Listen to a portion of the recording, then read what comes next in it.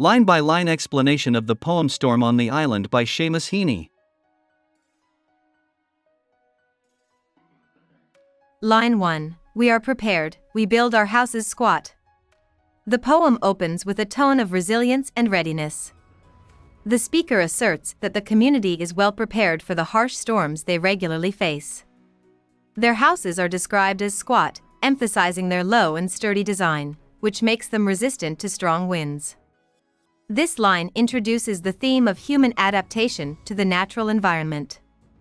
Line 2. Sink walls in rock and roof them with good slate.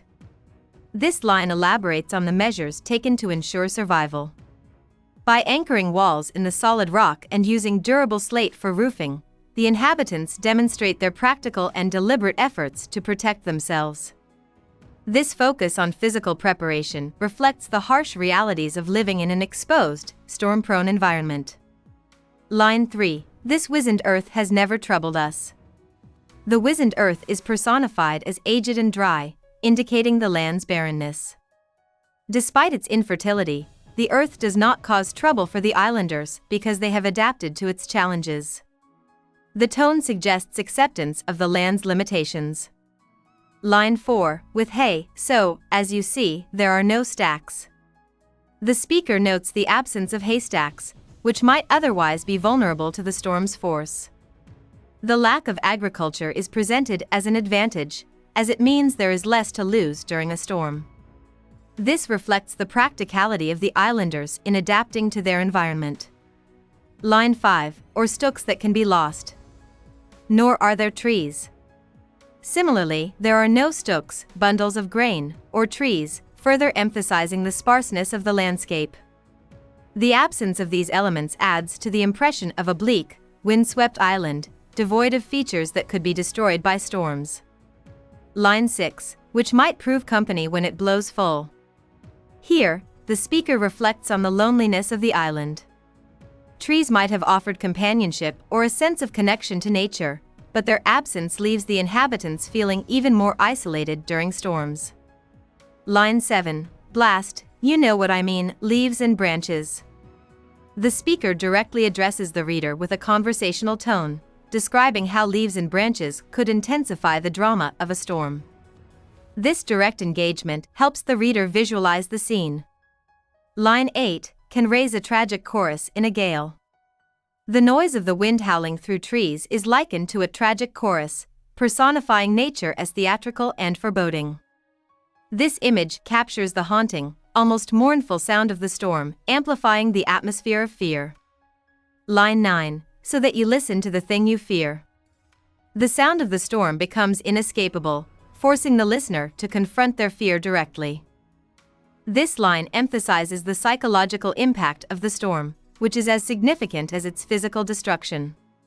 Line 10. Forgetting that it pummels your house too. The speaker notes how fear can distract from the immediate reality.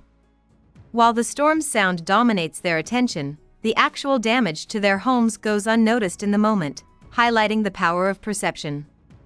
Line 11. But there are no trees, no natural shelter. The repetition of no trees reinforces the starkness of the environment. Without natural barriers, the community is entirely exposed to the storm's force, emphasizing their vulnerability. Line 12. You might think that the sea is company. Initially, the sea is presented as a potential source of comfort or companionship, offering a sense of familiarity and constancy in the barren landscape. Line 13. Exploding comfortably down on the cliffs. The sea is described paradoxically as both exploding and comfortably. This juxtaposition reflects its dual nature, powerful yet rhythmically predictable. The waves crashing against the cliffs might seem reassuring, but their force is undeniable. Line 14. But no, when it begins, the flung spray hits.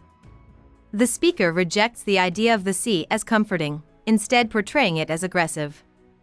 The wave's spray becomes a physical assault, breaking the illusion of the sea as a passive presence. Line 15. The very windows spits like a tame cat. The spray is likened to a tame cat turned savage, capturing the unpredictability and sudden ferocity of nature. This simile emphasizes the transformation of something seemingly harmless into a threat. Line 16, turned savage. We just sit tight while wind dives. The community's only option is to endure, as they cannot fight against the storm. The wind is personified as diving, evoking an image of purposeful, violent attack. Line 17, and strafes invisibly. Space is a salvo. The wind is compared to an invisible enemy in a military assault, with space acting as a weapon. This warlike imagery heightens the tension and conveys the intensity of the storm. Line 18, we are bombarded by the empty air. The storm's force comes from something intangible, air, emphasizing its eerie, surreal nature. This line captures the paradox of being attacked by something that cannot be seen. Line 19, strange, it is a huge nothing that we fear. The poem concludes with a reflection on the nature of fear. The huge nothing refers to the storm's intangible force, suggesting that fear often stems from the unknown or the unseen. This existential insight broadens the poem's scope, making it a meditation on human vulnerability and the power of perception. Hope we summarized it fully and you liked it. Please hit the like button and subscribe to our channel so that we are motivated to create more videos.